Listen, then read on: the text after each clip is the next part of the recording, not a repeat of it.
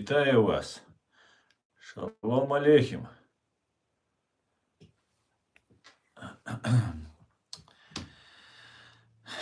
Сегодня у нас очередной стрим на платформе, на YouTube-канале Reality и на канале в TikTok Аслан Арцуев. Я вас всех, друзья, приветствую. Вроде бы сейчас изображение у нас, картинки хорошие, и сейчас основа не испортится. Посмотрим. А то последние дни у нас плохое изображение было. Смотреться будем дальше. Может, это связано... Я, конечно, сомневаюсь. Может быть, это связано с этим. Но мы просто посмотрим. Вроде нормально показывает. Итак, друзья, всех приветствую. На канале в TikTok Аслан Арцуев у нас идет стрим. На YouTube-канале, на канале Reality Human Rights Center Ичкерия идет стрим. Сегодняшний свой стрим я назвал «Интерпол на службе ФСБ. Охота Кремля на политических врагов». 26 января 2026 года. 18 часов 2 минуты по Берлину. 2 часов 2 минуты по городу Джохару. Всем тем, друзья, кто находится в оккупированной Ичкерии, пожалуйста, заботьтесь о вашей безопасности. Будьте осторожными. Итак, буквально вчера, позавчера, да, у нас вчера на чеченском языке, мы обсуждали ситуацию с Интерполом, связанную с этим органом. Это очень важный орган, нужный, международная полиция. Это очень важно, чтобы он существовал. Но дело в том, что Россия, как обычно, манипулирует им и использует Интерпол в своих целях для преследования политических оппонентов и своих врагов, а не преступников. Например, я занесен в фашистской России в список террористов и экстремистов и иноагентов. И из-за этого я полагаю, что я тоже могу оказаться в ближайшее время. Или уже, может быть, я там могу оказаться в Интерполе. Пока у меня такой информации нет, пока меня туда не вносили, но я знаю людей, которые туда внесены только лишь за то, что они оказывали сопротивление России, или же их родственники оказались где-то как-то в чем-то замешаны, и они сами оказались подозреваемыми для России, и Россия их преследует как террористов. К большому сожалению, этот мир циничен, лицемерен и абсолютно крайне алчен. Ну, давайте, вот я вчера буквально об этом говорил на чеченском языке в стриме, и вот сегодня BBC News, русская служба, опубликовала интересную статью. Россия использует список разыскиваемых Интерполом лиц для преследования критиков за рубежом, показывают утечки. Вот такая вот интересная статья вышла о Кейта Брауна, Макса Хадсона и Джулия Луфт. Я выражаю еще раз огромную благодарность. Это оригинал материала на английском языке, но он переведен на русский язык. И я бы хотел немножко вам дать с ним ознакомиться, немножко буквально, и потом уже можно будет переходить к другим темам. Но перед этим я бы хотел вас сперва ознакомить, что такое Интерпол. Интерпол – это международная организация уголовной полиции, а не мировая полиция, как часто думают. Это международная организация уголовной полиции.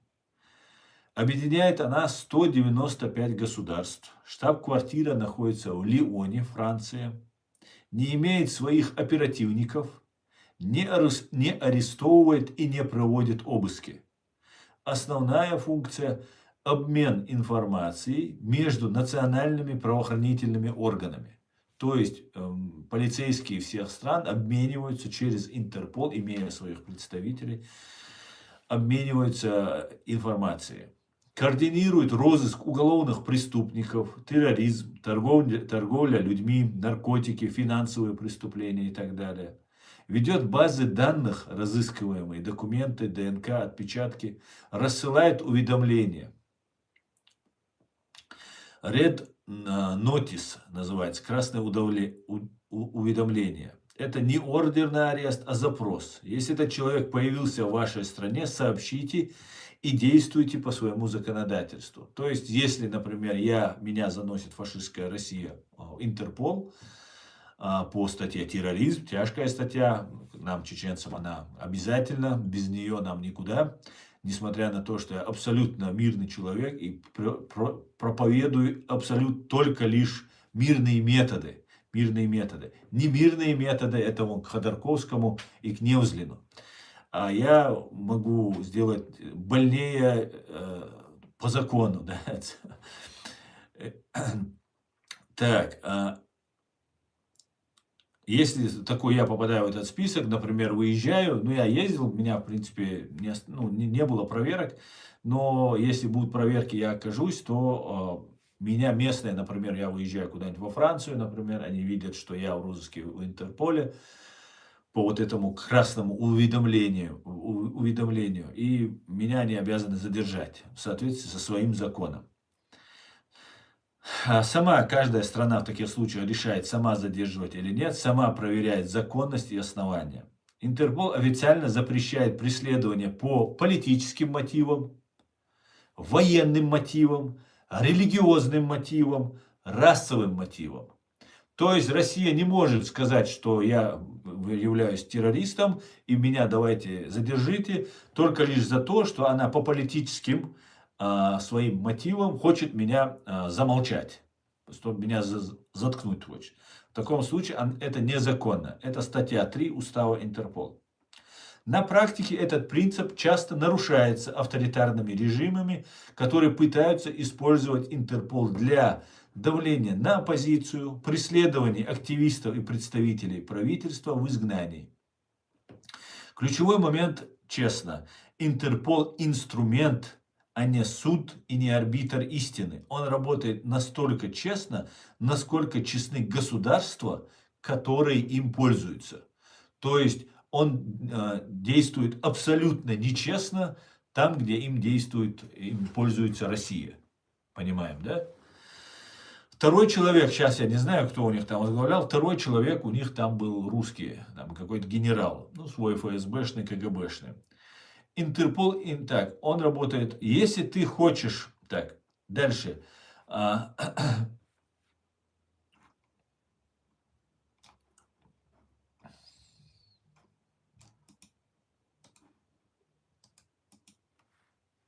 Секунду. Что стучится, дверь моя?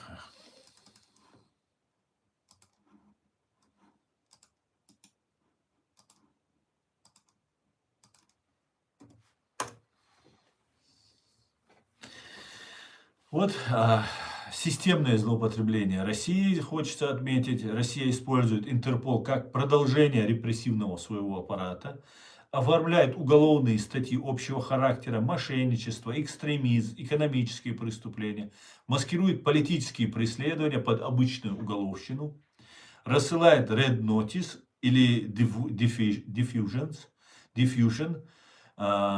для того, чтобы задерживать людей. Или хотя бы как минимум их прессовать и создавать им проблемы, как моральные, так и вполне себе физические задержания, аресты и так далее. Если, например, какая-то страна посчитает нужным меня арестовать, она задержит меня, продержит там, может быть, неделю, может месяц, может 2 у себя где-то изолят, переправит, разберется, потом переправит куда-нибудь там, например, в Германию, потому что я имею политическое убежище в Германии. Типовые цели: оппозиционеры, бывшие силовики, чиновники, представители правительства в изгнании, активисты, журналисты, вот кого преследует Россия. Известные кейсы: Билл Браудер, 5 попыток России добиться розыска. Интерпол официально признал политический характер дела.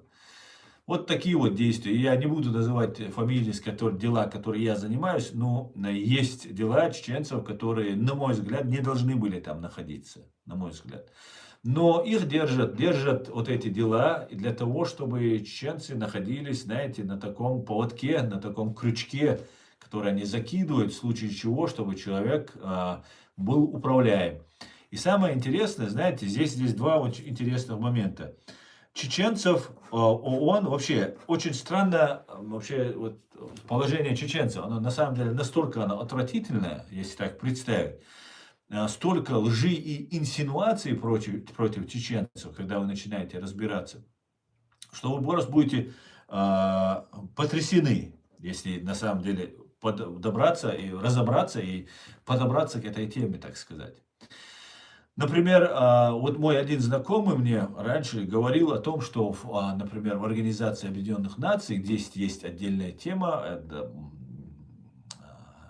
это, не знаю, часть, посвященная чеченцам. Это как отдельно. Не как россияне, а как вот чеченцы идут, которые в огромном количестве беженцы здесь в Европе.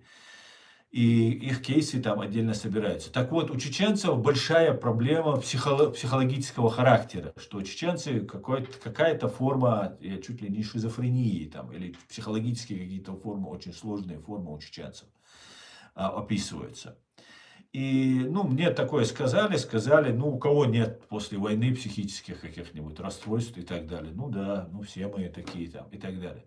Но со временем, занимаясь вот тем, чем я занимаюсь, правозащитой занимаюсь, анализом занимаюсь, разъяснением ситуации, и общаясь с разными людьми, я пришел, например, к одному удивительному заключению. Например, у нас здесь в Гамбурге есть врач, доктор Валь. Элеонора Валь ее зовут. Она психолог, советский психолог, который сюда приехал, и она помогает получать там разные документы людям. Но вам ставят какую-то шизофрению, вам какую-то болезнь ставят. Вот я обращаюсь к адвокату, этот адвокат живет в Америке, сейчас он лишен статуса адвоката. Этот адвокат... Его зовут Андреас Рой, адвокат, который у меня был. И сейчас он лишен статуса. И этот адвокат, я приехал и искал политическое, ну, нужно был мне политический адвокат, мне нужен был Азуль, так называемый миграционный адвокат. И я к нему обратился, я несколько адвокатов обошел, платил им деньги для того, чтобы узнать их компетентность. И вот я смотрю, человек очень компетентен, разбирается в миграционном праве, разбирается четко, конкретно отвечает на мои вопросы. Мне он понравился, я говорю, я бы хотел бы с вами заключить договор. Он сказал, да, отлично. Мы заключили с ним договор, и он мне сказал такую вещь, что вот политически мы подавать не можем, потому что мы проиграем. Ну, я знал, что я политический, и у меня были документы на все на это. Я сказал, нет, извините, Андреас Рой, но я не согласен подавать политически. Он сказал, в таком случае мы, знаешь, как сделаем? Подадим и гуманитарно, и политически. Я сказал, окей, я согласен, но я не согласен подавать гуманитарно, я согласен подавать политически. Он сказал, как ты себя чувствуешь? Я сказал, себя отвратительно чувствую. У меня нету жилья, у меня ничего нет, у меня дети, у меня, короче, головная боль, постоянная проблема, я бежал из России, мне нужна поддержка и так далее. Он сказал, вот обратись к доктору Валь, она поможет, она там и так далее. Ну, что... Если что, посоветует, я с ней работаю, и он с ней работает реально. Как оказалось, доктор Валь является, и оказалось потом позже, является, как она называется, если ее дочь замужем за мужчиной, его звали Ковтун. Ковтун. Этот Ковтун был отравителем Литвиненко. Александра Литвиненко. Вместе с Луговым Ковтун были отравителями Литвиненко. Этот Ковтун перед тем, как поехать в Лондон отравить Александра Литвиненко, ночевал у своей жены, матери, вот у доктора Валь, Элеоноры Валь. И на диване, где он спал, нашли следы полония. И я пришел попозже, после вот этого всего к выводу, что заманивая таким образом людей, потому что я как юрист, адвокат, я знал, что я имею право на политическое убежище, и все равно, слушая своего адвоката, понимая, что это специалист, он хорошо разбирается, обращался, ходил туда, там, говорил там о чем-то, там, беседы у нас там шли, там, рассказывали, там, как ты себя чувствуешь, как ты себя там. Я понимал, что мне нужно политическое убежище обязательно, потому что в Россию возвращаться для меня было смертельно опасно. И там было много чеченцев в этой очереди, кто туда приходил. И потом уже, задним числом уже, я пришел к выводу и узнал про вот этого Ковтуна, про Литвиненко, вот этот Полоний, то, что фактически чеченцев подсаживают на таблетки. И Германия делает все возможное, чтобы нас отсюда депортировать, потому что Россия говорит, там все нормально, Кадыров там строит города, там медицина, все отлично, туда-сюда. Потом чеченцы, когда сюда приезжают, были случаи, когда ты жалуешься здесь на оккупационную власть в России во временно оккупированной Ичкерии, и эта информация становится достоянием российских оперативников, спецслужб. И они приходят к двери, кто здесь дал показания, идут к родственникам и говорят, там лишнее пусть не болтает. Я полагаю, утечки происходят через переводчиков.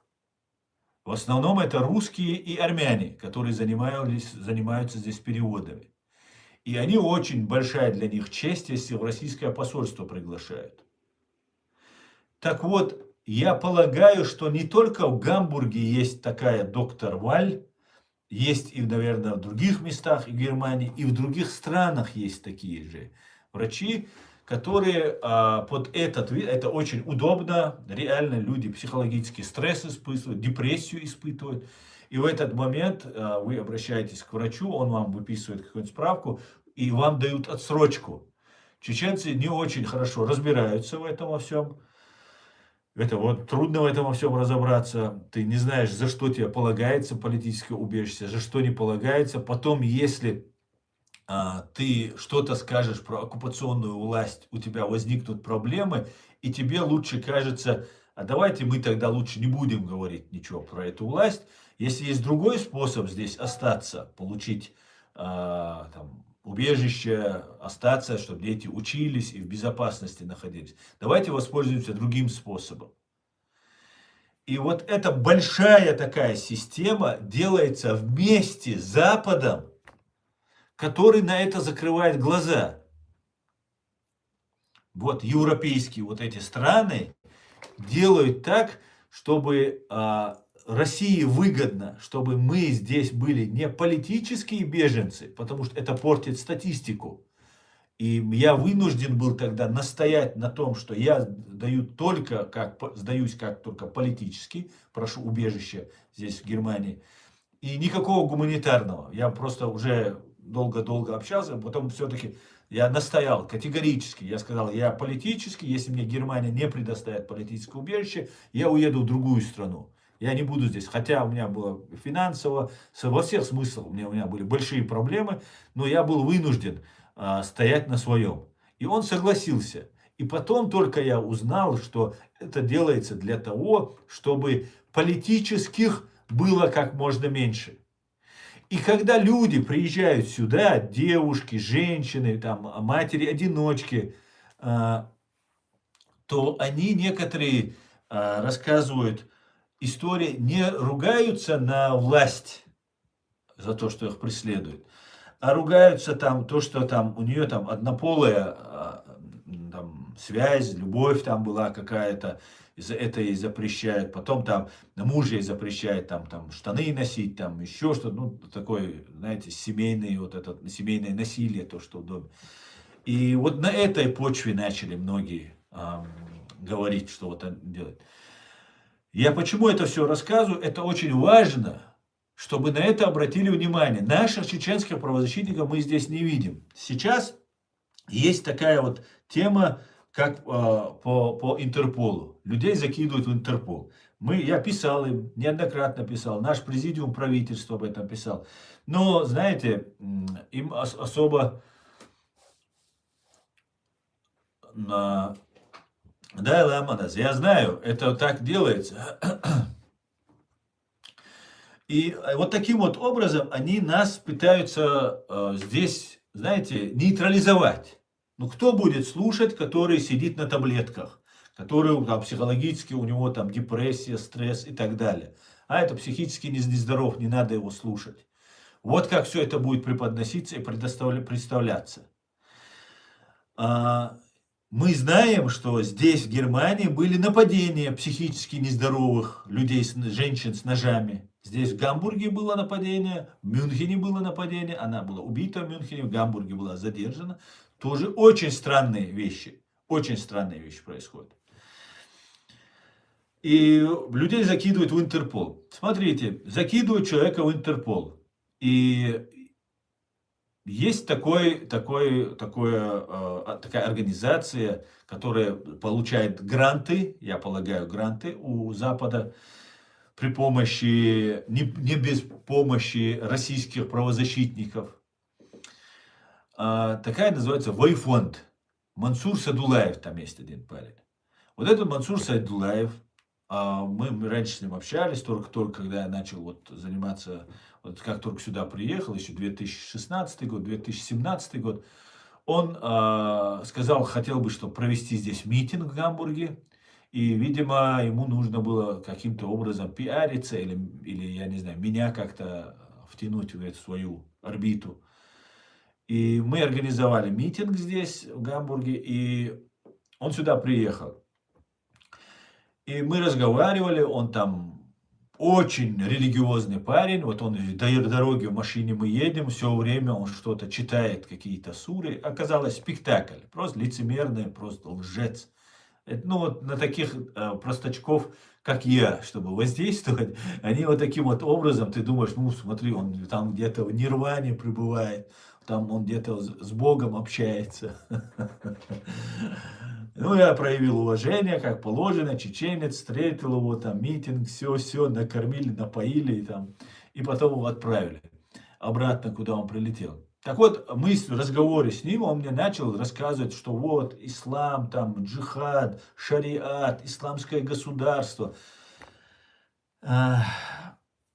Мне было, я пытался объяснить ему было, конечно, смешно, человек занимается такой, вроде, борьбой такой, в Европе находится, и вот так, еще такие вещи говорит. Для меня это было непонятно. Как это, ты митинги проводишь, ты тут какой-то активист, там, борец, там, он там в батальоне шейха Мансура там побыл, там полгодика, несколько месяцев, там, себе там биографию они так делают, через этот батальон шейха Мансура, а потом сюда выезжают, и потом дальше действуют. Ну, я ему сказал, что нет, я сказал, ты меня извини, конечно, я тоже мусульманин, я все прекрасно понимаю, но то, что ты говоришь, это просто бред собачий. Это просто античеченскую деятельность ты тут разводишь. Он сказал, что почему все, кто борется против России, вы все демократы. Типа, демократы это недостойные люди. Ну, вот такие вот, такого типа разговор. Ну, он ко мне в гости приехал, я, конечно, проявил терпение, уважение, сказал, да, это твое мнение, я говорю, то, что ты делаешь, это абсолютно, я думал, реально это борец, там, боец, там, все такое. Он улетел обратно. Затем они создали вот этот двоефонд, там, как ее, правозащитница, есть одна такая тетка, она, и потом там фамилия фигурировала Удугова Маулади, еще одного исламиста, российского исламиста, врага чеченского народа. Затем братья Тумсо и Магомед Абдурахмановы, абсолютные стопроцентные симулякры и агенты российских спецслужб, то есть агенты не в смысле западного понимания слова агент, действующие сотрудники, а ассент, это доносчики, информаторы из гражданского населения. Вот так нужно слово агент понимать. И у них там свой канал был, я его раскручивал, поддерживал там. Даже когда он уехал, я поддерживал с ним отношения, надеясь, что человек поймет, что он заблудший, не понимает. Потом приехал Тумсу Абдурахмана. Это все люди от Магомеда Даудова. А Магомед Даудов, человек Патрушева, как все утверждают. И есть люди Путина, кадыровские. Это люди Путина. И есть люди Патрушева, это другое ФСБ, и есть такой отдельный путинские, короче. Есть ФСБшные, вот эти патрушевские, все основные. И они, ну, ты в батальоне шейха Мансура там, да, был в Украине, там якобы воевал. Ты там, мне тут втирал, что я вообще заблудший, потому что я демократ, а он там, понимаете, у него прямой контакт с Богом и так далее. И потом открывают они фонд, называют его Вайфонд, то есть по-чеченски наш фонд, я его называю их фонд, Цейр-фонд я его называю, и начинают вести YouTube-канал и информационно освещать. И в этот момент они освещают следующим образом, что в Чечне чеченские боевики, там какое-то событие было, какое-то нападение было, чеченские боевики напали на федералов, на российскую там, полицию, там, ну, такого плана, чисто как россияне показывают новости. Вот это показал. Но я связался, я говорю, а как это у тебя уходит? Ты вроде такой весь борец и так далее, а тут ты вот так, все. И все, он порвал со мной связь, выключился и больше не уходил со мной на связь. Я не мог еще понять, но потихонечку теперь все становится на свои места. Потом приехал Тумсу Абдурахманов ему на помощь, тоже блогер, и его брат Мухаммад, которые начали наезжать на Ахмеда Закаева за то, что он демократ, что мы Коран и Сунна, наши братья только тот, кто Коран и Сунна, а вы остальные все демократы, вы вот так далее. Хотя Закаев это то же самое, это одна и та же компашка, управляется из одного верха. И их куратор, один из их кураторов, это Магомед Даудов. Но нужно было сделать хаос, такой ажиотаж, чтобы привлечь внимание. И я принял в этом участие, к большому сожалению. Я заступался за Закаева, я этим пытался объяснить, что то, что вы говорите, это вообще то, что нужно России. Ну, это вообще, вообще бред сумасшедшего, то, что вы говорите. Понимаете? И ну, в итоге я принял участие, поддерживая Закаева там, и так далее. Хотя это все один спектакль. Для Запада. Понимаете, да? Потом появляются вот эти люди, вот эти Мансур Садулаев, его там супруга или там несколько супруг, я так не понял. У него там по-свойски как-то все это решается. И они создают этот фонд. Ганушкина их прикрывает, там помогает им. Появляется Алексей Оболенец, по-моему, его фамилия. Этот человек работал в ЮКОС, юристом, то есть нефтяной компании Ходорковского. Потом, когда Ходорковского накрыли, он выехал в Израиль, получил гражданство или вид на жительство Израиля. Затем он почему-то резко возлюбил Вахабню. То есть меня Вахабня не воспринимала никак, вот это, в лице вот этого агента российских спецслужб, по-другому я его никак назвать не могу, проводника российских спецслужб, доносчика, который выявлял людей. Значит, мне, как чеченцу, никакого доверия и сотрудничества со мной он не хотел иметь, вот этот Мансур Садулаев, а с Алексеем, вот этим оболенцем, евреям, они вроде евреев не любят, там, не могу понять, почему евреи их любят, я не могу понять.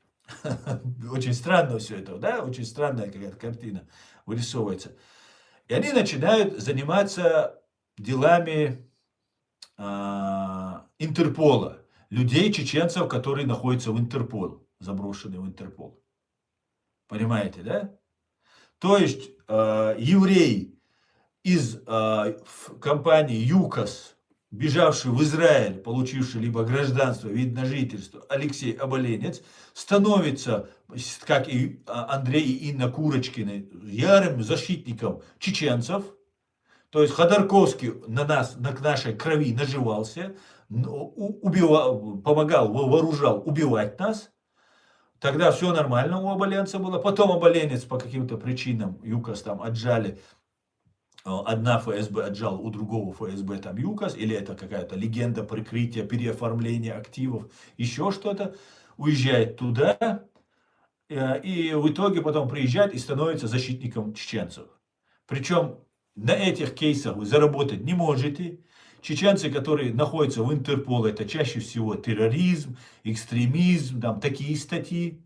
Да, какая связь у еврея, живущего в Москве, потом в Израиле, сейчас он в Киеве где-то там бывает. Ну, очень странно, очень все странно. И они начинают, вот, занимаются там, ведут там Инстаграм, ведут там Телеграм-канал, ведут там какие-то там, видимо, деньги им какие-то поступают, какие-то. Ну, вот такая вот деятельность ведется. То есть со мной, с чеченцем, не работают, потому что я демократ, а с евреем из ЮКОСа, исламист и каратист, он работает. Вот это у меня вызывает подозрение. Потом он ярый, он батальон шейха Мансура, потом он становится, делают ролики, где они прямо говорят, какое там боевики, чеченские боевики, ну чисто русская вот эта пропаганда на их каналах повторяется. Я это вначале тогда разоблачал, они отморозились, там что-то мне гадости кто-то анонимно, как обычно, пописали, и отморозились. Они такую привычку делают, чтобы не привлекал я больше внимания о них, не говорил о них, они вот таким вот образом от меня просто отмораживаются. И это им кажется, они спасены, короче, потому что в случае, если со мной вступать в полемику или в контакт, какой диалог, то в таком случае я разоблачаю просто. Я утверждаю на 99%, что и Оболенец, и Вайфонд, и Мансур Садулаев, и вот кто с ними связаны, это проекты российских спецслужб, финансируемые российскими спецслужбами. Я полагаю, здесь на Западе они объясняют следующим образом. Мы выявляем исламских радикалов, исламистов, и если мы их выявляем, мы вам их сдаем. Таким образом, фактически мы работаем на российское правительство, но мы сдаем вам вот этих исламистов. Так вот, у нас нету в том понимании исламистов, которые нам эти все на Западе представляют, у нас нету таких людей. Может, они есть отдельно где-то, но по большей части у нас просто люди не согласны с оккупацией страной. И да, мы чеченцы. Вы нас простите за это, мы мусульмане. Очень прошу вас прощения у всех фашистов и исламофобов. Я прошу прощения, мы мусульмане. Мы не желаем никому плохого. Мы не желаем Израилю уничтожения. Мы не называем Америку большой сатаной, а Израиль малой сатаной. Я, мусульманин, утверждаю, что наш Коран прямо говорит сынам Израиля, это ваша земля. Это говорит ислам. Это евреи сами, вот в роликах много вы можете посмотреть, после того, как я начал об этом говорить, многие евреи начали это поддерживать и распространять. В Коране прямо об этом сказано. Никакого антисемитизма в исламе нет. Моисей, Муса, пророк, один из самый упоминаемый пророк в Коране. Один из самых любимых пророков Мухаммеда пророка. Мы все чтим и уважаем и Иисуса, и Моисея. Это наша вера нам так велит. У нас нету фашизма и радикализма в принципе в нашей. Вся вот эта ГБшная, вся вот эта симулякры, начиная от психологов, заканчивая этими юристами, какими-то правозащитниками, симулякрами. Это и есть враги как Израиля, Запада и нас, чеченцев. Мы это прямо утверждаем. Услышьте нас когда-нибудь. Когда-нибудь взгляните правде в глаза. Ну нельзя же столько лет делать вид, что вы не понимаете. Вы не можете этого не понимать. Я понимаю, что вам плевать, мусульманин он, иудей он, христианин он, демократ он и кто-либо другой. Я понимаю, что есть какие-то национальные, какие-то планы, стратегия и интересы. личные интересы есть у некоторых. И этим все движется. В противном случае не было бы того отношения, которое есть вот к нам. Мой канал абсолютно демократический, правозащитный. 7 лет моему каналу уже вот сейчас исполнилось. 6,5 где-то лет он находился под жесточайшими санкциями. Монетизацию меня убрали с канала. На территории фашистской России запрещен мой канал. Украинские спецслужбы подавали мой канал, как будто им враждебны. Хотя я сделал больше, чем некоторые вот из этих великих патриотов Украины для Украины. Но полное молчание про меня. Люди, которые пытались вербовать меня на работу российские спецслужбы, Ахмеда Закаева люди, они находятся на всех каналах, там их показывают, их там приглашают. Я человек, который рассказал украинцам правду, обо мне не говорят ни слова. Я ничего не прошу, мне не нужно, нафиг это не нужно. Это честное слово, мне это не нужно. Просто, насколько можно быть просто лицемерным, чтобы этого все не видеть и делать вид, что это не происходит. Сейчас вот эти люди, которые борются, вот этот Вайфонд, они борются там за права, там, кто в Интерполе и так далее, людей. Я читал несколько дел этого Оболенца, читал. Фабула пустая, оформление правильное, сама фабула дела ничего себя не представляет. По факту, люди, которые находятся в Интерполе, большинство, за всех я не могу знать, но я полагаю, большинство чеченцев там находится незаконно. Нас туда вписывают только за то, что мы являемся политическими противниками фашистской России, которая якобы сегодня является этот Запад и Европа. Но почему-то каким-то странным образом нас не убирают из этого Интерпола. И я уверен, что если они скоро помирятся, меня возьмут и выдадут России как террориста. Хотя я не сделал ничего, только заступался за Украину. Ничего не сделал ни того, чтобы меня можно было назвать террористом, кроме самого факта моей национальности, что я чеченец. Меня иноагентов писали. Иностранный агент я якобы. Но это вообще для меня непонятно. Террорист, ладно, чеченец я. Будьте вы неладны, согласен, ладно, быть террористом и экстремистом. Потому что я чеченец. Для фашистской России мы спецконтингент, бандиты, разбойники, террористы.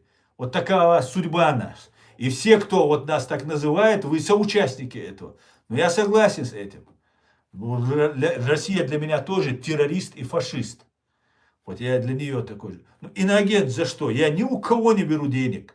Никто меня не финансирует. Я никаким спецслужбам не принадлежу. Я абсолютно независимый человек. Абсолютно, 100% независимый. Меня пытаются использовать некоторые. Я деликатно отказываюсь от этого. Потому что мне это не нужно. Я хотел бы вам рассказать про вот эту статью. Очень интересную статью на BBC. Русская служба. Смотрите, Россия использует список разыскиваемых Интерполом лиц для преследования критиков за рубежом. Показывают утечки. Еще раз. Кейт Браун, Макс Хадсон и Джулия Луфт. На английском языке написано. Тысячи файлов, предоставленных информаторам из Интерпола, впервые раскрывают масштабы явного злоупотребления Россией международным полицейским агентством для преследования своих критиков за рубежом. Согласно данным, представленным Всемирной службой BBC и французскому расследовательскому проекту Disclose, Россия использует списки разыскиваемых Интерполом лиц для запросов об аресте политических оппонентов, бизнесменов и журналистов, утверждая, что они совершили преступление. Анализ этих данных также показывает, что за последние десятилетия независимый отдел Интерпола по рассмотрению жалоб получил больше жалоб на Россию, чем на любую другую страну, в 3 раза больше, чем на вторую по количеству жалоб страну Турцию. Я вас уверяю, если бы не такие вот вайфонды, оболенцы и все остальные, то этих жалоб было бы еще больше. Чеченцы просто путаются, они не знают, к кому обращаться. Появляется какой-то вайфонд, где какой-то с бородой чувак рассказывает, что вот смотрите, мы помогаем, мы там вытащили, спасли там человека. Подключают своего юриста, как подключают там своего психолога. И таким образом просто держат на крючке. Потому что все, кто находится, чеченцы и не чеченцы, ингуши, другие кавказцы, которые находятся в базе Интерпола, и Европа их не выдает России, они известны, где они, в каких странах находятся. И вот эти люди очень удобны, чтобы держать их на крючке. В любой момент его можно как-то манипулировать им. Его можно запугивать. Им можно потакать и бить в лицо страны, которые им дают это убежище. Говорит, вот вы же даете террористам убежище, а почему мы не можем дать у себя террористам убежище, которые реально являются террористы, которые у них там находятся. Анализ этих данных также показывает. Так, кроме того, данные указывают на то, что жалобы на запросы Москвы привели к отмене большего числа решений по делам, чем в случае с любой другой страны. После полномасштабного вторжения России в Украину Интерпол ввел дополнительные проверки деятельности Москвы для предотвращения любого потенциального злоупотребления каналами Интерпола в отношении преследования лиц в рамках конфликта в Украине или за ее пределами. Я бы от себя еще добавил очень важный момент. Вот я тут вот заступаюсь за чеченцев и так далее. Я опять же не заступаюсь за всех. Я не говорю, что нет террористов. Я также утверждаю, что вполне может быть в этом списке находятся люди, которые являются их агентами, которые для легендирования включают в список Интерпола, чтобы потом уже сделать ему легенду и с этой легендой его дальше продвигать. Это тоже, эти факты неоднократно в других случаях были, я полагаю, и здесь они могут быть. Также я опять же не утверждаю, что нету радикальных исламистов, как радикальных христиан или еще кого-то. Они все есть, и они имеют место быть. Но большая часть, подавляющая часть, мы не исламисты, мы не каратисты, не враги там. Мы просто, как сейчас украинцы борются, посмотрите, каждый божий день мы видим видеоролики, которые не удаляются ни с YouTube, ни с Facebook, ни с TikTok, где дронами уничтожают людей. Мы видим кадры, как их на куски разрывает. Каждый день мы эти кадры видим. Понимаете? Почему эти кадры и эти люди так могут действовать и их показывать? То есть они легитимны, легальны. А почему чеченцу нельзя защищать свою страну? Почему? Если он оказался мусульманином, значит все. Тогда почему в Украине есть крымские татары, мусульмане воюют, чеченцы, азербайджанцы, огромное количество других национальностей? Почему им тогда можно? Нам нельзя защищать свою страну, значит? Вот как это все нам объясните, пожалуйста. Почему вот это такое двойные стандарты, двойной подход? Далее давайте. Однако утечка документов свидетельствует о том, что это не помешало России злоупотреблять системой, и информатор сообщил нам, что в 2025 году некоторые более строгие меры были тихо отменены. Вот вам, здрасте. В ответ Интерпол заявляет, что каждый год благодаря его операциям арестовываются тысячи самых опасных преступников в мире, и что у него есть ряд систем для предотвращения злоупотребления, которые были усовершенствованы за последние несколько лет. Организация также заявляет, что осознает потенциальное влияние запросов на арест на отдельных лиц. Когда на вас накладывается красное уведомление, ваша жизнь полностью меняется, говорит Игорь Пестряков, российский бизнесмен, чье имя фигурирует в утечке. Интерпол сам по себе не является глобальной полицейской силой, но помогает полиции по всему миру сотрудничать. Его красное уведомление, Red Notice, это оповещение для всех 196 стран-членов с просьбой найти и арестовать человека. Красная рассылка, Red Diffusion, аналогичный запрос, который отправляется отдельным странам. Пестриков обнаружил, что его имя фигурирует в рассылке после того, как бежал из России в июне 2022 года, через 4 месяца после начала российского вторжения в Украину, и подал прошение о предоставлении убежища во Франции. Он понял, что у него есть два варианта. Пойти в полицию и сказать: я в системе Интерпола с риском быть арестованным, или затаиться. Это может означать, что вы не можете снять квартиру, ваши банковские счета будут заблокированы, что, по его словам, с ним и случилось. Ну и так далее, и так далее, и так далее. Интерпол отменил запрос о задержании Пестрякова. Интерпол публикует только самые общие данные о незаконных запросах на арест. С 2018 года не раскрывает, какие страны являются предметом жалоб и запросов. Такая непрозрачность затрудняет оценку масштабов проблемы. Но впервые утечка документов позволяет увидеть гораздо более полную картину. Одной из партий файлов, представленных BBC, содержит список жалоб, направленных CCF. Данные неполные, но охватывают широкий спектр стран, и там, где указана страна, запросившая арест, жалоб на Россию больше, чем на любую другую страну. Так было в течение последних 11 лет. Файлы также показывают, что за последние десятилетия по меньшей мере 700 человек, разыскиваемых Россией, подали жалобу в ЦЦФ, и по меньшей мере 400 из них добились отмены красных уведомлений или рассылок.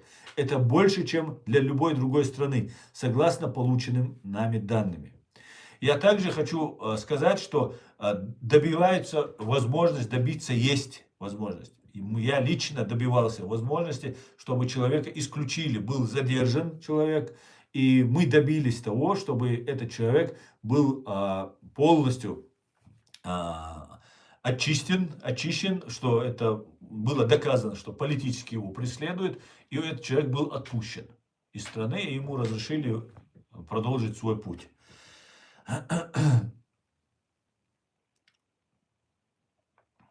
Вот такие вот дела, друзья.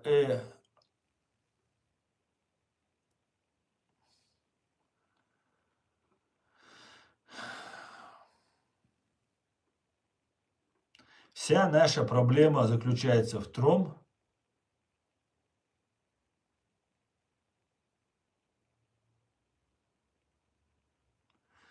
что Запад признает нас частью фашистской России. Это самая наша большая проблема. Самая большая наша проблема. Это самая большая проблема. Это самая большая и страшная для нас проблема. Так, давайте я почитаю ваши комментарии, друзья. Привет, всех приветствую, друзья. У нас антиреально, что человечество эволюционирует устои векового насилия, а потом бах, после уничтожения сотен миллионов людей, мир вдруг изменился. Да, я так думаю, юзер, я так думаю. Я думаю, что человечество эволюционировало в правовом смысле этого слова. И я верю, что у нас есть общие права и общие ценности. И есть международное право. Я в это верю. И именно поэтому я вот перед вами сижу и взываю к совести, потому что есть такие люди, есть и в Европе есть, и в Германии есть, и я сталкивался с такими людьми, и эти люди делали невозможное, просто невозможное делали, и дальше будут делать, просто нужно их, они не информированы, мы должны их информировать, нам нужен большой мощный информационный ресурс. Не просто каждый день я буду проводить стримы, или даже я готов проводить стримы, но для того, что когда я провожу стримы, мне нужна помощь, мы должны собирать информацию, например, написали какой-нибудь там аналитический текст, я его зачитываю, как новости, например, мы проводим, каждый день мы должны говорить про новости. Но что на Западе происходит? Они берут какие-нибудь люди, которые добывают оттуда информацию, а это свои, то есть имеется в виду там, например, информация у них бывает оперативная, и она резко достается из недр полиции, там, еще откуда-то. Например, у меня нет возможности ее оттуда добыть. И вот это все публикуется. Сразу же смотрите, вот эта информация у нас есть и так далее. И ими пользуются, их везде пиарят и раскручивают. Это двойные стандарты Запада, который дезориентирован, во-первых, а во-вторых, нечестен, скажем, мягко. Нечестен. Поэтому как-то так. Салам маршал, Дели, салам маршал, хуйль аснабяк, хуйль марш. Так, хабор швац, бо. Хавуна, дагой том, бо швац, хавуна. Собашил, смотрю, обаял бушу. И ты что?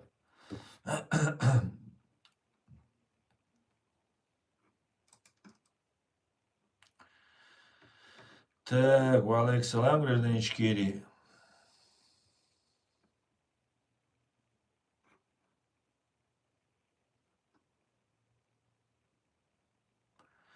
Валейк салам, Шамиль. Все будет Ичкерия, да, мула. Интерпол создан комитетом, чтобы иметь возможность знать, где и кто их враг. Да, я считаю так. Я считаю так.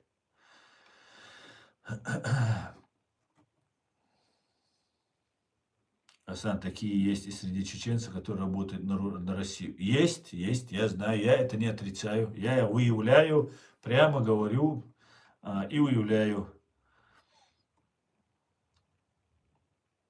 Так, друзья, вы очень много комментариев, я немножко перемотаю вниз, потому что очень много.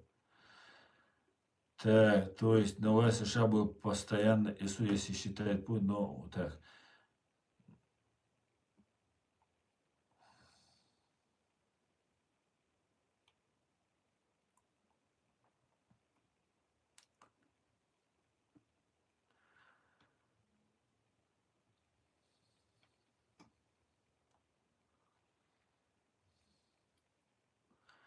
Алейк салам, кавказец.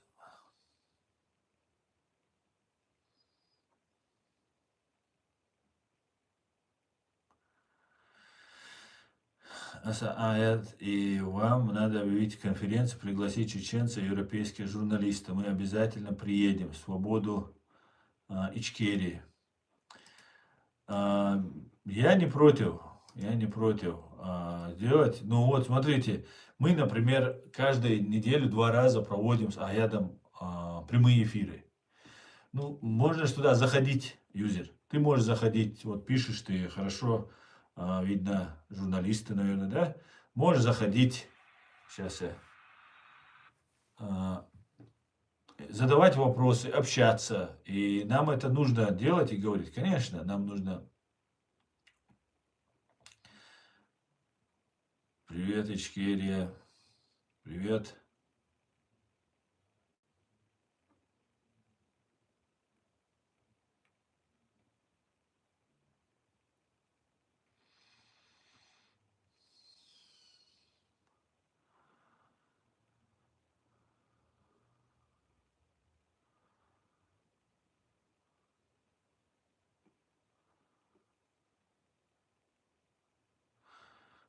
Весь этот мир воюет против чеченцев. Ну, я бы не сказал, что они против нас воюют, юзер, на самом деле. Но я думаю, что наша вина в этом тоже есть, что мы не разъясняем. Да, это трудно, мне уже надоедает это, если честно, постоянно твердишь, а они делают вид, что не слышат. Но с другой стороны, когда ты видишь, что все-таки тебя слышат, то у тебя меняется отношение к этому. Все-таки тебя слышат. И вот вчера, например, мы говорили про этот Интерпол. Я думаю, этот Интерпол, вот эта статья, она была, конечно, да, это давно готовилась, это не за один день они сделали. Но так совпало, я вчера об этом поговорил на чеченском языке, сегодня вышла эта статья. Я думаю, ну вот, сильным улыбается, как так сказать, удача. Поэтому надо работать нам просто, понимаете? Если мы сидим и ничего не делаем, все смотрят, да, нисам бохцу, дикам эйдарцу, цуна ухцахуль вежери, цахуль, мелчова, лича, понимаете? Цабивать, все. А на Западе как смотрят? Насколько мы объединены, насколько мы можем влиять на наше общество. Вот мы говорим, например, нашему обществу, не едьте воевать в Сирию. Не едьте воевать там в Израиль, еще что-то мы им говорим, запрещаем или наоборот говорим, делайте это. насколько слушают нас, насколько нас слышат. Вот в чем важность. Понимаете? И поэтому для этого мы должны постоянно работать, постоянно. И гранты, мне, например, никто гранты не платит. Вот никто ни разу мне ничего не платит. Почему не платит? Потому что для того, чтобы этим заниматься, нужно знать, куда обращаться. А там очередь стоит из ФСБшников. Они там все им там подкладывают, знаете, знают, как система работает, и все они для нее организуют, как обычно КГБшники это делают. Да? Они схемы создают, схематозники, и вот работают по этим схемам. А мы в стороне оказываемся. Если мы организовались бы, мы просто, нам нужен и каждый день новостной выпуск. Каждый день информационно. Пока мы не наладим мощный информационный ресурс, которому доверяют наши люди, наши чеченцы, до тех пор мы будем вот так, как рыба об лед, биться и не добиваться, или мало добиваться результата. Но с другой стороны, я, например, может быть, я немножко самоуверен, но я считаю, что то, что я говорю, меня слышат и мне верят. Вот я так считаю, может быть, я ошибаюсь. Но на самом деле можно было бы на это дальше развивать эту платформу. И Дигову доверяют, постоянно вот, то есть задают, заходят вопросы, интересуются такими вещами. И прямой контакт есть с нашей реальной властью. Я общественник, я никакой к власти не имею отношения. Я просто предоставляю площадку. Но мне одному не хватает. Мне нужно и работать нужно, мне нужно семью кормить нужно. Я социал не получаю, я работаю. И мне нужно одновременно и здесь наладить, и тут сделать. И все это нужно же информацию пропустить через себя, анализировать, понять, что происходит. Где-то что-то это донести правильно, потом что-то сказал, где-то что-то важное сказал, вот элементарный гумдуис, например, что-то сказал, можно куски вырезать, например. Ну, вот сколько нас каждый день смотрят. Ну, можно же, сам если ты не можешь, там, ребенка, сына, дочку попросить, это анонимно останется. Просто составлять список от тем, которые мы сегодня обсудили под YouTube. Вот у меня это было, потом у меня тоже это пропал человек. Я деньги не плачу, не получается. Все это постоянно делать. Какие темы, чтобы искать удобнее было? Понимаете? Можно куски вырезать просто, создать видеоканал и создавать, и выкладывать эти видео. Понимаете? Вот эту работу нужно вести, доводить важные моменты до людей, до общественности. Потому что все наши стримы все не смотрят. Это что-то там посмотрел и все, и забыл. İşte bol boy babiş. Avay itse bo. А свих цаникар цабало Шайберга. Конечно, Шайберга цабало. Он появляется, сколько вот этих симулякров появляется. На ТикТоке, там вот эти все, сколько сидели друг друга там матом крыли, там еще что-то делали. Потом, главное, чтобы нас отвлечь. Понимаете, человек может в день запомнить 3-4 новости, мысли.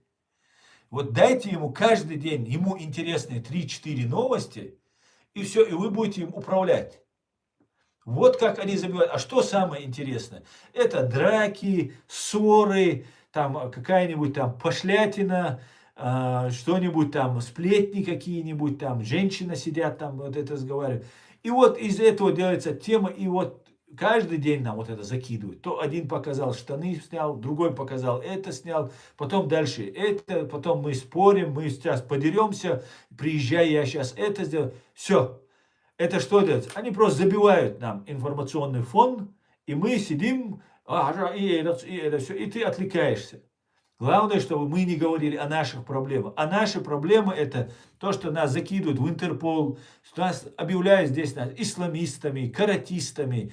На нас идет охота европейских спецслужб, которые думают, о, это очень опасные террористы. А опасность из них 0,1% может быть опасность. Но зато эти люди связаны с российскими спецслужбами, и Россия представляет, вот смотрите, он опасный. Вот смотрите, он опасный. Вот меня, например, тоже пытаются представить исламистом, каким-нибудь каратистом и так далее. Представьте себе, они перед чеченским обществом, на чеченском языке, везде рассказывают, что я враг мусульман, что я еврей, что я там сионист, там, короче, супер-супер враг я. А здесь, на Западе, они рассказывают, вот это опасный исламист, это там, это туда-сюда. Вот как ведут они свою эту деятельность. И их задача как-то меня скомпрометировать, сказать, я связан с российскими спецслужбами, еще как-то, еще что-то сделать. Ведется работа, я выявляю что-то на подступах, где-то мне не удается выявить, где-то там они меня там пачкают. И вот таким вот образом вот много-много накапливается вещей, и потом назад сказать, да, что-то он подозрительный какой-то он. А я еще не дипломат, прямо скажем так. Когда я вижу, что лицемерят, прямо пренебрегают тем, что мы говорим, делаем, мне хочется послать всех к черту, понимаете?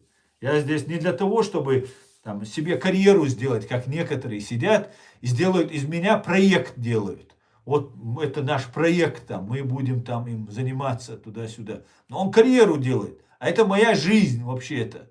Понимаете? Моя жизнь. Одна единственная, которая находится под полным наблюдением фашистской России. И люди, ну да, ну, похоронили, ну дальше, ну, карьеру сделал. Был знаком, был, занимался, да, был такой, не от мира сего какой-то там, и правозащитник, ну, похоронили его, дальше идем. Нет, так не будет. Здесь на первом месте должны стоять права человека, права чеченского народа, которых нету просто, не соблюдаются никем. Понимаете? Вот это должно стоять на первом месте. Для того, чтобы это объяснять, нам нужен информационный ресурс, нам нужны, люди, кто умеет писать, люди, кто умеет говорить. Если ты не можешь светиться, вот у нас сколько правозащитников? Вот где у нас правозащитники? Вот эти Вайфонд, это правозащитник, это симулятор КГБшный, ФСБшный. Я 99% за это отвечаю.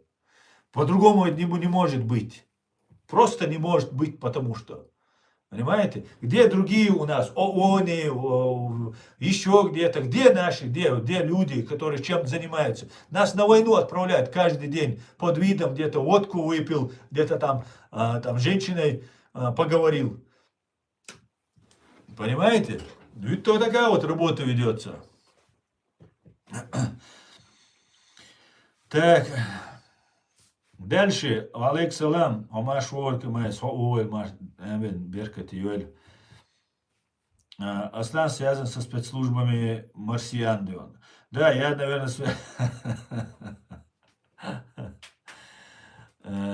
Аслан самый честный, мужественный, настоящий герой Ичкерии. Ну, Аслан, ты связан со спецслужбами Ичкерии. Нет, я не связан со спецслужбами Ичкерии. Честное слово. А странник, хауар. Нет, я не связан. Я не связан с спецслужбами Ичкерии. Я гражданин Ичкерии, и я не знаю, может, я с кем-то общаюсь, кто представляет ичкерийские спецслужбы, но я об этом не знаю просто. Я гражданин своей страны и сын своего народа. Все. Ни с какими спецслужбами, даже ичкерийскими я не хочу ничего иметь, понимаете? Потому что ичкерийские, любые спецслужбы, им нужно что-то там, да, задействовать, да. А я хочу, чтобы у нас были права. Вот что мне нужно.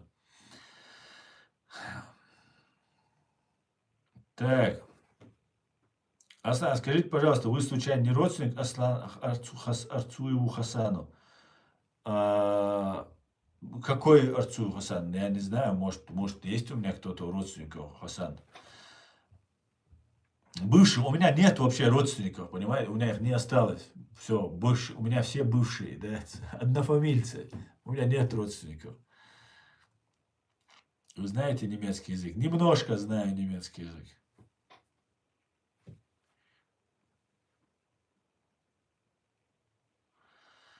Маша, Гуля, продолжай. Так, вы успеваете врагов Рейха. Успеваете? Какая пенсия в вашей стране, Ичкерии? Что за... Да, с едой Аслан 5-рублевый на приводе Берштергал Моби. Да, КМС. Масса Доева дался. Действительно, Россия, это ведь только Москва. Опричник, действительно. Так. Так, я выше написал комментарий, заново напишу. Давай напиши, Кавказян. Напиши, я просто, чтобы я перемотал.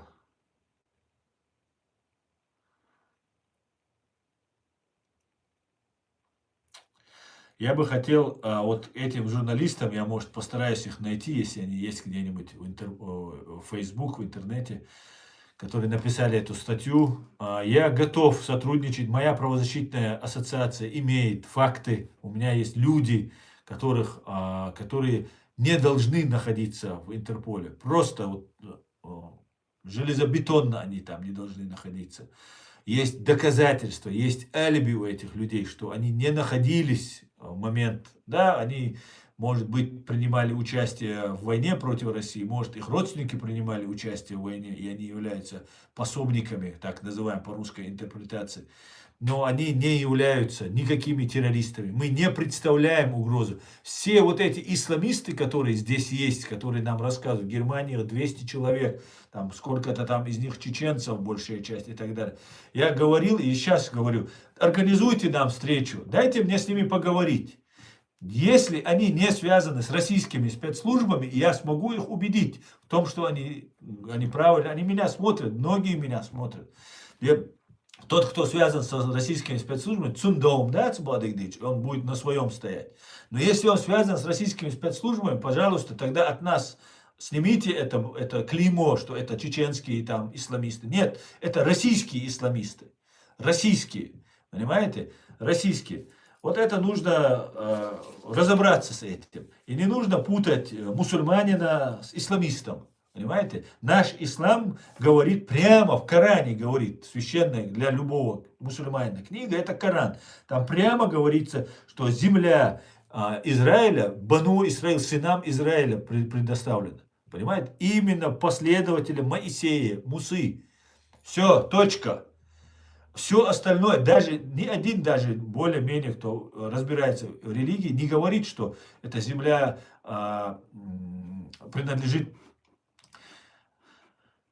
не принадлежит евреям. Вот смотрите, я вам хочу послушать очень умного человека. Знаете ли вы, что уже все... Сейчас.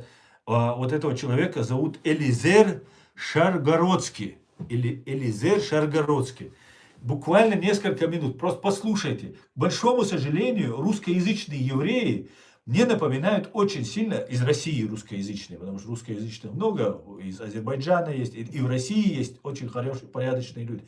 Но я имею в виду, некоторые напоминают мне таких кадыровцев, которые за Россию готовы просто всех чеченцев в печи сжечь. Главное, чтобы Россия была довольно великая и так далее. Такие чеченские имперцы, такие русские имперцы. Есть, к большому сожалению, такие. И мне напоминают некоторые. Евреи такие же. Так их напоминают. Мне интересно, когда вы говорите про мусульман, про ислам, про 2 миллиарда человек, которые вам ничего плохого не сделали, которые даже не знают ни одного живого еврея, в глаза не видели, вот так, чтобы с ним пообщаться, подружиться или поругаться, не просто этого нет. Как можно вот на таком основании, вот на всю религию говорить, хотя в самой религии именно, что это земля Израиля, сынов Израиля. И более того, там написано, что не смейте отступать. Вы будете в убытке, говорит прямо Всевышний Аллах, говорит сынам Израиля. Не смейте с этой земли уходить, вы будете в убытке. То есть должны стоять насмерть на этой земле. Ну, конечно же, быть праведными. Это обязательное условие. Потому что только праведным Аллах дает землю. Потому что вся земля принадлежит Господу Богу. И Он делит ее тем, кому посчитает нужным. Считает он немцам, он ее немцам дает. Считает он евреям дает. А вот он ее дал евреям. Вот послушайте, самое главное зло, исходящее для евреев, это Лубянка, ФСБ и Кремль. И так было десятилетия. Главное зло, которое исходило для евреев и для всего человечества, это было Лубянка и Кремль. Давайте послушаем, что говорит вот Элизер Шаргородский.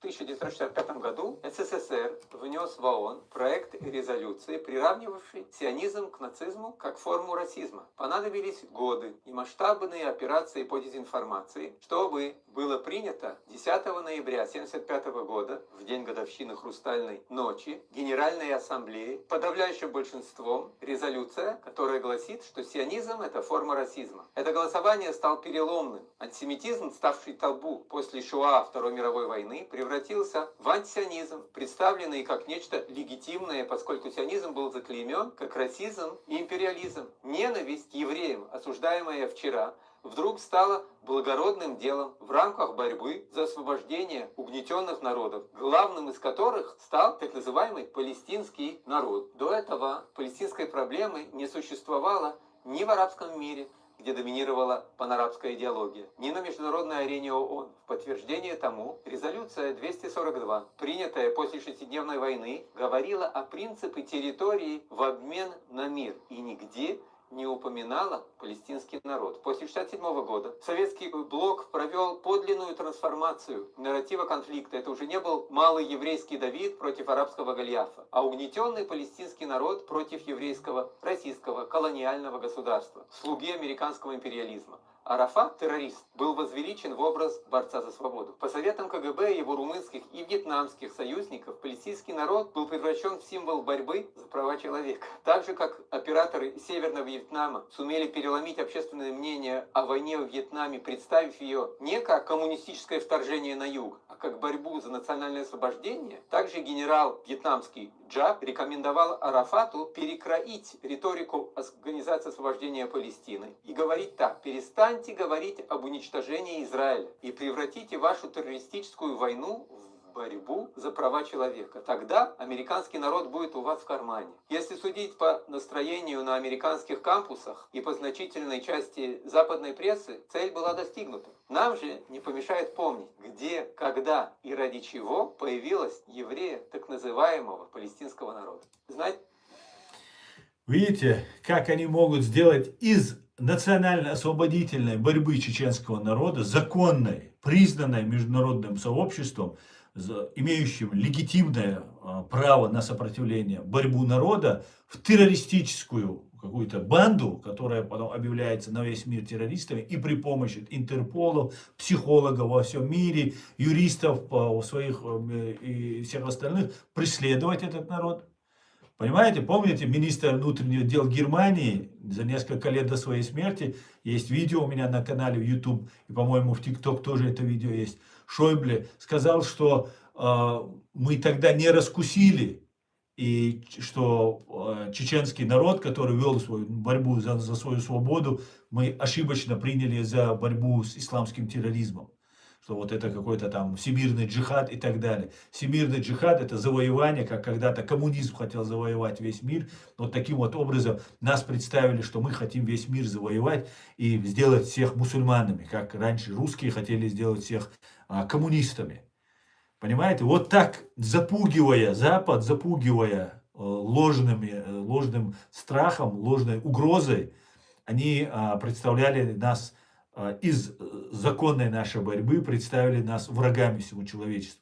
И сейчас точно так же, но в обратную сторону, из террористов они сделали защитников, борцов, чтобы потом представить, что вот они, смотрите, как они борются, их там борьба священная и так далее. Вот такие вот интересные вещи, друзья, которые нам нужно знать. Смотрите, наше голосование, друзья. Интерпол на службе ФСБ 48% сказали да, 52% сказали нет. У нас еще есть буквально несколько минут, друзья, голосуйте, и потом мы подведем итог. В принципе, 50 на 50. Конечно же, это такой немножко провокационный вопрос. Конечно же, Интерпол не может быть официально на службе ФСБ. Но если брать не прямо, а фактически, что происходит, то не только на службе у ФСБ, но и у Турции, которая тоже злоупотребляет, и у других диктаторских государств она может быть использована в качестве инструмента. Вот это интерполиция, интернациональная полиция. Так. Может, всем чеченцам в Европе стоит переехать в Латвию и оттуда работать вместе за освобождение Ичкерии. Но на самом деле я готов переехать, куда мне скажут, если там есть условия для работы. Но какой смысл туда нам ехать, если мы здесь можем тем же самым заниматься? У нас есть интернет, мы можем координироваться, у нас есть связь, и так далее. Если есть необходимость, конечно, можно ездить, встречаться, проводить конференции и так далее. Но не страны Балтии, не Литва, Латвия, Эстония, которые, кстати говоря, Джохар Дудаев очень помог, чтобы бескровно все это прошло, их свобода, их независимость, которые наши союзники большие, которые нам сочувствуют, но при всем при этом, я вот не знаю, вот, не помогают, не выделяют. Ждут, пока там Америка, другие кто-то скажут. Украина, как мы видим, тоже двойные стандарты применяет к нашей теме. И всех интересуют только свои интересы. А мы как будто там где-то там на периферии, где-то в конце должны остаться. Ну, посмотрим. Так.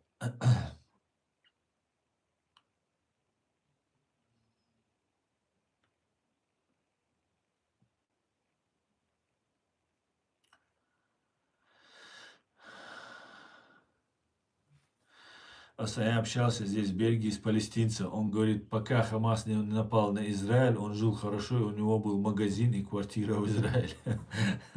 Да, конечно, это была галимая просто провокация. Извиняюсь за мой мавитонную. Просто дешевая провокация. Понимаете? Так, я иногда люблю смотреть YouTube канал, где рассказывают политики вокруг Украины. И там иногда выступает спикер. И на последнем совместном эфире она рассказала, что раньше европейские политики боялись даже говорить о развале России. Сейчас они уже большинство солидарны с тем, что Россия должна быть развалена. Ну да, говорить-то они говорят, но знаете, самый главный в этом деле это американцы. Американцы не хотят ее разваливать. Не хотят. Не вижу я, чтобы они хотели.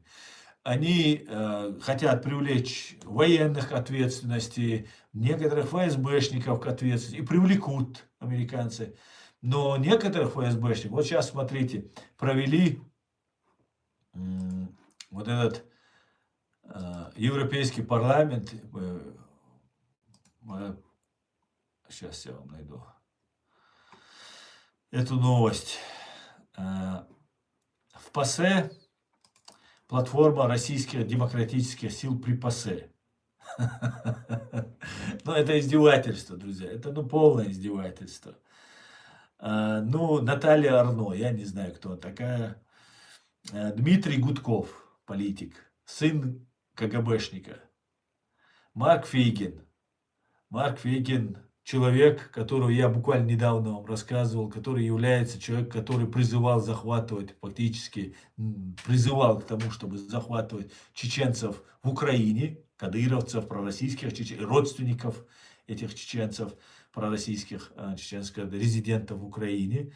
И фактически участник войны в Боснии, его непосредственный шеф Радко Младич осужден в Гаагском трибунале.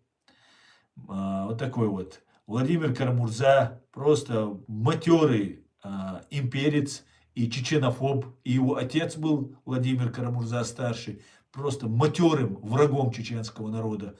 И этот такой же. Также ненавидит чеченцев и абсолютно близко не подпускает. Гарри Каспаров, смотрите. Гарри Каспаров,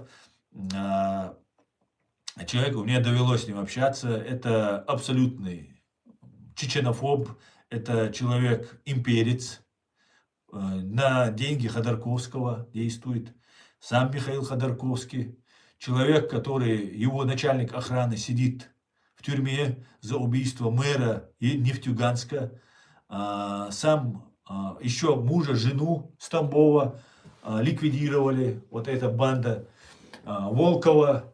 Есть такой Волков, тоже имперец, я не за него, чтобы было понятно, но, как говорится, Платон мне друг, но истина дороже. Волкова совершили нападение на Волкова, пытались его убить, забивали его молотком, пытались там его сделать. Это его заказал Невзлин, Леонид Невзлин, который является подельником Ходорковского по ЮКОСу. Олег Орлов, правозащитник, Олег Орлов якобы правозащитник, а по факту прямо и он, и Черкасов рассказывают о том, что они спасали русских мальчиков. То есть они не права человека отстаивали, а легитимизировали геноцид чеченского народа. Помогая, конечно, помогая. Да, мы вам помогаем, конечно, и так далее. Но вы часть России, у вас нет права быть свободными. А за что мы тогда боролись? Тогда, получается, наши права не учитываются. Выбор, демократический выбор чеченского народа. Это вероломство, это подлость была со стороны вот этих так называемых правозащитничков. Это для чеченцев, Олег Орлов, Черкасов, они могут что угодно там рассказывать. Мы знаем, кто вы для нас в истории останетесь. Понимаете? Никогда вы не будете нашими защитниками и спасителями. Вы такие же для нас, как и Путин. Просто Путин непосредственно нас убивал, а вы легитимизировали их. Врали, да, врали, оправдывали наше убийство. Так, Андрей Волна, не знаю. Любовь Соболь, вот из Навальнятина. Надежда Толоконникова, тоже какая-то активистка. От председателей, смотрите, интересный момент. От представителей коренных народов России. Смотрите, в платформу вошли Руслан Кутаев, которого Курочкины приглашают, Ахмеда Закаева, он друг там и все остальное. Вообще Кутаев это самый главный, он над Закаевым, над Курочкиным и всем остальным. Он у них босс, он действующий офицер, а остальное все агентура. Это агенты не в смысле западного понимания агента, а агенты в смысле эсет, которые являются доносчиками, информаторами. А Кутаев является действующий сотрудник. Вот есть фотография у меня на моем и в Facebook есть, и в YouTube есть, везде, где у него в форме, военной форме, в своей вот этой ГБшной форме, Кутаев там светится. Здесь указывается, что он бывший вице-премьер Чеченской республики Ичкерия. Это наглая ложь. Хватит лгать уже. Сколько можно об этом говорить? Либо он здесь представляет коренные народы России, то есть он коренной народ России, он и есть коренной народ, он не чеченец. Он сам говорил, что он не чеченец, и к чеченцам он к нам отношения не имеет. Понимаете? Никакого. Кроме того, как российские спецслужбы, враги имеют к нам отношения. Кроме такого, враждебное, вражеское отношение имеет вот этот Кутаев. Понимаете? Вот они кто такие. Здесь пишут, что он вице-премьер. Это враг чеченского народа и враг чеченского государства, который считает убийцу, главного зачинщика войны Степашина адекватным, самого кровавого убийцы чеченского народа, вот этот Кутаев считает. И он на украинских каналах Гордоны его, Мордоны всякие приглашает. Ну, одна шобла такая, шайка-лейка такая, банда, короче, ГБшно-ФСБшная. Екатерина Кузнецова, не знаю такой, Василий Матенов, тоже не знаю. Ну, вот такие вот. Ходорковский, как известно, ну, вот все вот одна шайка-лейка, короче говоря, шайка-лейка. И после этого, ну, конечно, я это буду разбирать, эти вопросы, еще у нас завтра, послезавтра будем обсуждать, завтра с Аядом постараюсь тоже обсудить эти темы. Вот эти люди нам рассказывают, вот Запад рассказывает, что он борется с Россией. Ну как он тогда борется? Запад рассказывает о том, что он отстаивает наши интересы, чеченские интересы, да, мы смотрим. Ну как это так? Кто нас считает коренные? Мы коренные народы России, что ли? Кутаев, он не чеченец, он сам прямо это говорит, что он не чеченец. Он может быть коренной. Какая Ичкерия тогда? Какого боком тогда вы нашу Ичкерию туда пристегнули? А для чего?